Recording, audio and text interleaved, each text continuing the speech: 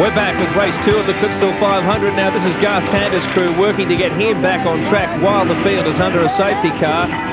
The window for pit stops, that is scheduled pit stops, does not start until lap 15. We're still 7 laps away from that, but already we've seen Bright Tander come into the pits. Bow couldn't even make it back, unfortunately for the Cat Racing team.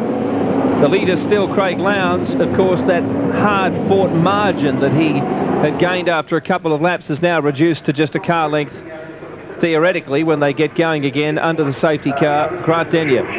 We just saw Garth Tander take a pit stop there under the safety car. Now, he's come in because he has a bent steering arm as a result of that crash in turn around the back over there. But now that has been straightened. They've got underneath, straighten that steering arm. Troubles too for David Bernard. Now, his engine has just stopped. He's trying to restart it as well. They're running a systems check to see if they can fix it to get him back out there, continuing his bad run of luck. And for Jason Bright, trouble also, not because of that panel damage, but because the way he left pit lane. You're supposed to leave pit lane in the fast lane. He left in the slow lane, so they're now having a look into that as well. An early exit for Cameron McConville on day 1, an early exit on day 2. Team boss Wally Story, what's happened?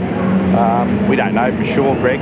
All I've heard from Cameron over the radio basically is he's been passing Rodney Forbes up the top of the hill there, and Rodney's apparently tried to switch back or something, and they've had it coming together, but more than that we don't know. I haven't seen a replay on the television screen or anything like that.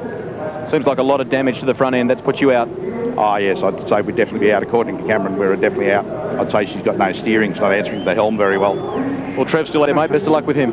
Yeah, he's a pretty reliable old punter, old Trev, so he brought home the bacon yesterday. We'll see how he goes today, 16 cars out yesterday, but that was over the entire 250 kilometres. We've only gone 8 laps. We've lost a couple of cars already, and a couple more, certainly, with doubt lingering over them. Just a look at the V8 Supercar website. This is the official site, of course, where you can catch up on all the stats and results, driver profiles, team profiles, and the latest news in the world of the Shell Championship Series.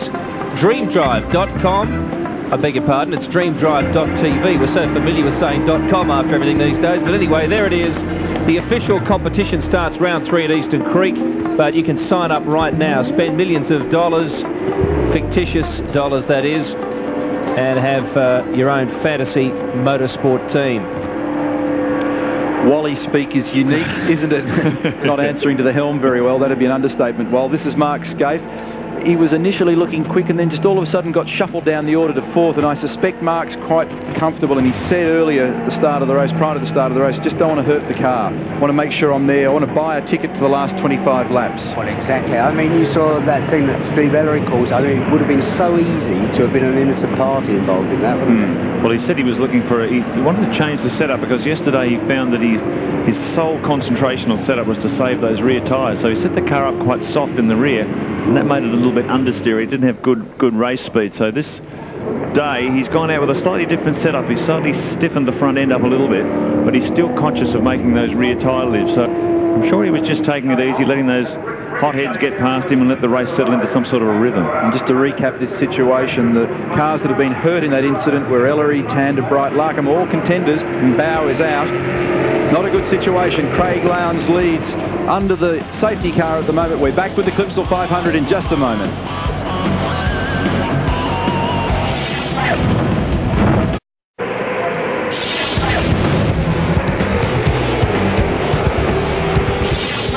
We've just gone green again at the Clipsal 500, and Craig Lowndes once again trying to rebuild that margin. Stephen Johnson, Russell Eagle, Mark Scaife, Jason Barkwana. There's your top 5. Battle back in the pack. John Faulkner mixed in here, one of the Kmart cars. Tony Longhurst is doing an outstanding job. Paul Morris mixed into this battle as well. All around the 6th, 7th, 8th, 9th. Barry in 8th. There's been some outstanding performances in these opening laps though. Murphy, after that drama yesterday, he started 30th, he's up to 14th. Radicic went right back to 29th after retiring the car yesterday. He's up to 16th. Ambrose has done a big charge too, 36th to 23rd. So a couple of those guys have really got to move on. Trevor Ashby's doing a good job too, the veteran, surviving Lansdale car. He's in 17th, so comfortably inside the top 20. Race score shows you the order. Lowndes, Johnson, Engel, Scaife, Barkwana, Richards, Perkins, Morris, Kelly and Longhurst. There goes the Murph on the charge. Passes Dougal, McDougall. He's really got plenty of speed aboard that Kmart car. He's had some bad luck yesterday with the broken swing. He takes another one. John Faulkner gives him a little bit of room. Faulkner goes out over the curves. McDougall wants to fight. He wants to argue. Tries to get up the inside of the Kmart car. Not successful. Murph goes out with the curves. So now McDougall's going to go side by side with the Kmart Commodore in the straight. Look how close these guys come. That will not amuse Greg Murphy. Absolutely not. Can you imagine Murphy's Bit of intimidation there. Headlights back on the Kmart car. Murph gets back in front.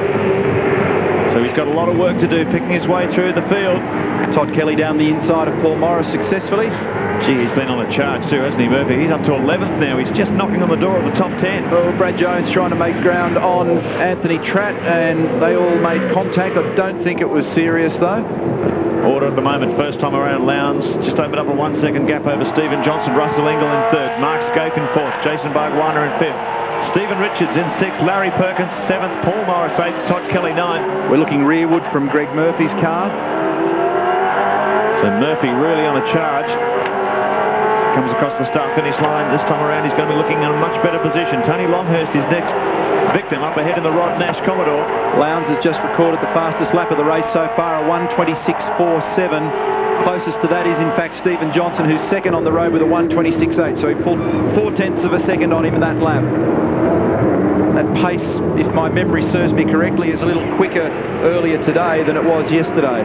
I think if the temperature keeps climbing the way it is, then they'll tire the situation. If we have a safety car free zone for a good while, they're going to start sliding all over the show. Well, hopefully we got all that out of the way early and we can get on with the motor race now. So decent margin already for Lowndes over Johnson. Russell Ingall is just holding station very nicely, as is Mark Scape. Ross Stone, is David Bernard definitely out of the race now? Yeah, he is. Everything was going along fine. He was making good progress. Just must have had electrical failure of some sort. Couldn't restart the car. Information we're getting back here, we couldn't work out what it was, so it's behind the wall now somewhere. How's Marcus Ambrose doing, charging from the back? Yeah, keep an eye on him. He's going to be all right. He was fast this morning, and we've got him in the right frame of mind, I feel, to really, really do well here. Thanks, Ross. Thanks. Been a hard weekend for the Stone brothers, Ross and Jim Stone. A lot of promise from their two young chargers and the strength of their cars, but it's just been one of those weekends where things don't go right for you in motorsport. And Marcus went out early yesterday and dragged his car on the wall. That meant they had a long, hard afternoon and evening to get that car back in shape. We're watching Stephen Richards. He was doing battle there as we were talking to Roscoe with Garth Tander. It's one of the advantages that Marcus Ambrose is going to have this afternoon, is he did so few laps yesterday that he's going to be, I guess, much more race fit than a lot of these guys who did the full 250k distance yesterday. And he's charging from the back of the pack. That Stone Brothers Ford's got good race speed. And Marcus very much in mind to get a good result out of this double points race today. He's charging along, up from 36th to 22nd. You have to say, he really is going to be a megastar. There's no doubt in my mind, Ambrose. When you think of how much time running he's had in a V8 and how good he's gone, in the top 15 shootout, that is definitely a man of the future. Look at the speed of Craig Lowndes. He's doing it once again, 1.7 seconds now over Stephen Johnson in second. This little battle between Bargwanna and Richards is pretty lively. Barg's car showing a few battle scars from the early couple of laps, but they're into a rhythm now, but these two are really at it. Up to good shot of the back of Stephen Richards' car. Then you can see the car just a little bit tailer. You heard Glenn Seaton say before the start of the race the FTR Fords have been suffering from an oversteer problem this weekend. It's not a good track to have that situation where you overheat and overwork your rear tyres and it hurts the balance of the car. 15 laps completed, so the pits are now open for the two compulsory pit stops, one for tyres, one for fuel. It's interesting, we've had a few cars behind the safety cars. That's going to allow these cars a little bit more latitude in terms of when they come in and top up for fuel. They're going to get a little bit more fuel mileage. So there's going to be all sorts of tactical equations being worked out in pit lane.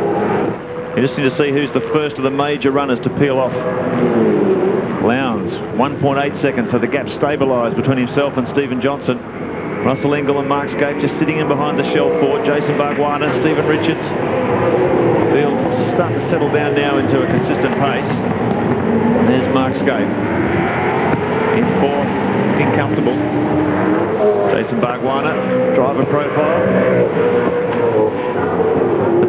screen. And he's looking much stronger today. The Valvoline team haven't got their Shell Championship Series off to a good start in 2001. They were all over the place during practice and qualifying at Phillip Island. They got the cars dialed in fairly well on race day. By that stage, the qualifying damage had been done. They were a fair way down the field.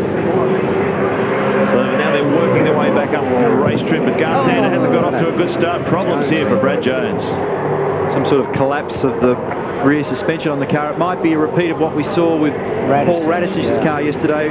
You break a Watts link bolt in these things, it'll drop the rear end out of them. I don't know what's going on. Anyway, whatever it is, it's got him. I don't think many people would have suspected to see the Jones brothers operation having such a difficult introduction to V8 Supercar. They've been very successful in every category of racing that they've entered. But since they've gotten a V8 Supercar, it's been a very tough exercise. Lowndes, the fastest lap again. The Aussie male car had a broken throttle cable yesterday which sidelined it, and now some kind of rear suspension failure. Well, I suppose it's one better than ending up on your roof, really. Probably a bit cheaper. 26.4, that fast lap by Lowndes. Still a couple of tenths quicker than Stephen Johnson. Just had a word to Graham Jenkins and some of the boys down here. This one has got them puzzled. They are not sure what has caused this. It may be a problem in the with a leakage in the rear. And in fact, the rear suspension, if we can get in here and have a closer look, the suspension has actually come completely away. We'll try and get you a closer shot of that. There you are.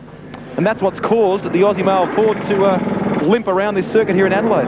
Looks like it's... Well, the car was sitting down on its backside. It was really dragging its bum along the ground and smoke belching from both rear tyres. Not quite sure what's collapsed under there. Getting a good look at his spring rates for everybody else up and down pit lane. Yeah, I know you're looking closer to monitor than anyone else in here. Oh, I can just ask him.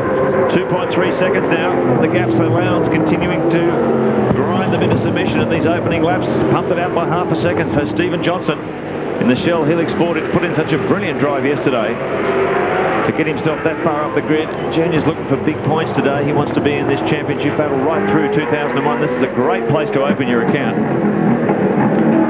360 points on offer for the winner of this race.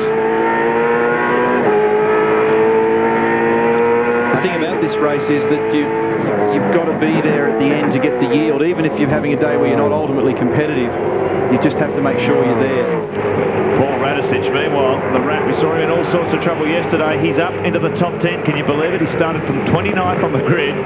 And just an indication of the phenomenal race speed this car has. He's managed to fight his way through to 10th. And only 17 laps gone. So Radisic is fighting himself right back into contention. Be interesting to see how easily, or not easily, he gets past Merv. These two guys were both contenders yesterday, and for various reasons they ended up having shockers. Well, Paul had a wretched run yesterday. He was telling me this morning that the cool air hose that he has, which provides filtered air to his helmet, came away from the helmet, and he was breathing in enormous amounts of carbon monoxide yesterday, so that was really hampering his performance. Let's do a lap.